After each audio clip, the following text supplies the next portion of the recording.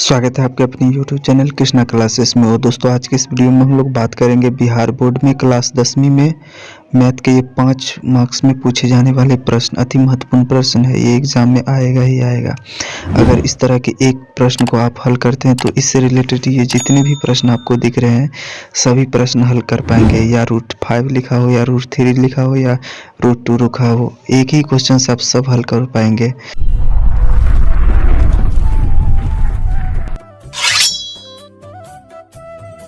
तो देखिए दोस्तों, कैसे हल करना है आज ही बताएंगे। तो जैसे कि पहला क्वेश्चन अगर हम ले लें कि माना कि √5 एक अपरिमेय संख्या सिद्ध करने के लिए कहे, तो हम सबसे पहले मान लेंगे कि माना कि √5 एक क्या है, परिमेय संख्या है। तो हम सबसे पहले मान लेंगे।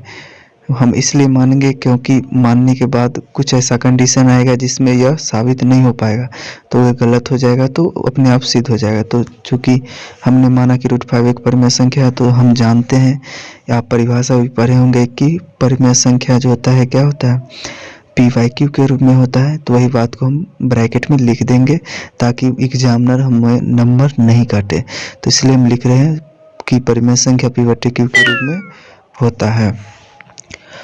तो हम जानते हैं कि परिमेय संख्या p/q के रूप में होता है। और वहाँ पर जहाँ जो है q बराबर क्या है, डज नॉट 0, यानी q बराबर 0 नहीं होनी चाहिए। ये लिख दिए, ब्रैकेट घेर दिए। तो जैसा कि परिमेय संख्या में होता है तो लिखेंगे √5 बराबर क्या, p/q, क्योंकि ये परिमेय संख्या के रूप में होता है तो हम मान रहे हैं, तो कर दिए। उसके बाद करेंगे कि दोनों तरफ हम वर्ग करेंगे, क्योंकि आप लोग जानते होंगे कि गणित में कुछ भी काम करना है दोनों तरफ कर सकते हैं। तो हम दोनों तरफ क्या कर रहे हैं, वर्ग कर रहे हैं। ठीक है, तो यहाँ पर लिख देंगे कि दोनों तरफ वर्ग करने पर, तो दोनों तरफ वर्ग करेंगे तो √5 का स्क्वायर यानी वर्ग, और उसके बाद p/q का वर्ग करना है। तो वर्ग करने के ऊपर स्क्वायर दे देंगे। उसके बाद क्या करना है, स्क्वायर कीजिएगा इसको। तो आगे अगर हल करेंगे तो ये हो जाएगा कितना, 5 का स्क्वायर करेंगे 25, और ये हो जाएगा p का स्क्वायर, और नीचे q का स्क्वायर होगा। लेकिन हम q को 2 बार लिख लेते हैं दोस्तों। क्यों लिखेंगे आगे हम बताएंगे। आगे करना है कि ये 25 का वर्गमूल 5 हो जाएगा, और ये p² / q 2 बार लिख लेते हैं। इसलिए लिखे क्योंकि दोस्तों एक q से जो है उधर जो है 5 जो है 5 से गुना कर देना है। तो हो जाएगा क्या, 5, और ये q बराबर क्या होगा, p² / q हो जाएगा। ठीक है, इतना हो जाएगा। अब इतना क्या हो गया, इतना होने के बाद देखो बराबर के जो इस साइड होते हैं लेफ्ट साइड, उसको LHS बोलते हैं, यानी लेफ्ट हैंड साइड से बोलते हैं। ठीक है, और बराबर के उस साइड हो जाएगा राइट हैंड, यानी RHS हो जाएगा। ठीक है दोस्तों, इतना होने के बाद 5q क्या है LHS में, और p² / q क्या है RHS में। इतना होने के बाद हम लिखेंगे क्या कि चूँकि LHS में, तो यहाँ से लिखेंगे कि चूँकि LHS में 5q एक पूर्णांक संख्या है। ठीक है दोस्तों, और आपको पता भी होगा 5q ऐसे जो है पूर्णांक संख्या होता है, तो लिखेंगे पूर्णांक संख्या है। उसके बाद तथा RHS में p² / q जो है क्या है, एक भिन्न संख्या है। क्या है दोस्तों, भिन्न संख्या, एक भिन्न संख्या। इस तरह से हम लिख लेंगे, भिन्न संख्या है। अब इतना लिखने के बाद LHS में 5 की एक पूर्णांक संख्या है, और तथा RHS में p² / q एक भिन्न संख्या है। और आप लोग एक चीज़ जानते होंगे क्या, कि पूर्णांक संख्या जो होता है वो क्या होता है, भिन्न संख्या के बराबर नहीं होता है। तो वही चीज़ को हम लिखना है। तो पूर्णांक संख्या बराबर डज नॉट, यानी कि बराबर नहीं भिन्न संख्या, यानी इसका मतलब हो गया कि पूर्णांक संख्या जो है भिन्न संख्या के बराबर नहीं होगा। तो क्या होगा, पूर्णांक संख्या कभी भी भिन्न संख्या के बराबर नहीं होगा। तो हमारी मान्यता तो गलत होगी, तो इसीलिए हम लिखेंगे तो हमारी मान्यता गलत हुई कि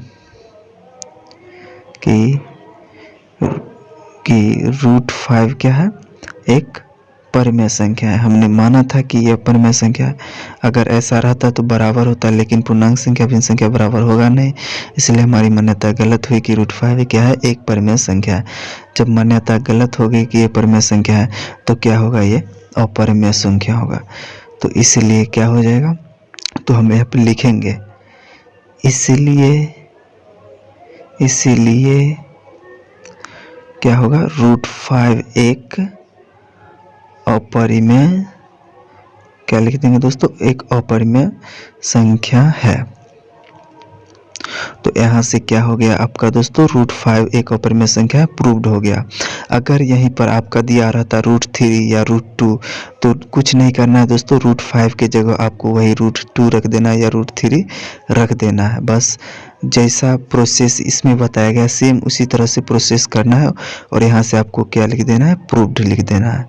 और ये तो हो गया दोस्तों √3 या √5 ये सब होगा तब। अगर आप दोस्तों यहाँ पर अगर +√3 या -2 -√3 या 2/√3 या 2/√5 इस तरह के जो क्वेश्चन होते हैं, जो भारी क्वेश्चन है, जैसे स्क्रीन पे देख पा रहे होंगे, जैसे ये +R वाले जो होते हैं उस तरह से अगर क्वेश्चन बनाना हो तो कुछ नहीं करना, यही सब करना है। उसके बाद क्या करना है, पहले √5 एक अपरिमेय संख्या यहाँ तक बना लेना है। उसके बाद जैसे कि अगर ऐसे पूछ दे कि +√5 यानी 2 + √5 या 2 - √5 या 2√5 या 2/√5, ये 5 की जगह कुछ भी हो सकता है दोस्तों, 3 हो सकता है, 2 हो सकता है, कुछ भी हो सकता है। तो अगर उसको साबित करना है तो ये सब को जो साबित करना है प्लस में हो, तो देखो इसको क्या करेंगे कि जैसे +2√5 को करना है कि 2 + √5, 5 जो है अभी हम साबित कर दिए कि ये अपरिमेय संख्या है, ठीक है दोस्तों। और ये जो है 2 जो है 2 ये क्या हो जाएगा दोस्तों, एक परिमेय संख्या हो जाएगा, यानी कि 2 जो है क्या है, परिमेय संख्या है। और इसके बाद √5 जो अभी साबित कर दिया क्या है, अपरिमेय संख्या, ठीक है। समझिएगा दोस्तों ध्यान से, अपरिमेय संख्या। और वीडियो को पूरा देखिए, बहुत अच्छा समझ में आएगा और एक क्वेश्चन से सभी चीज़ हल कर पाएंगे।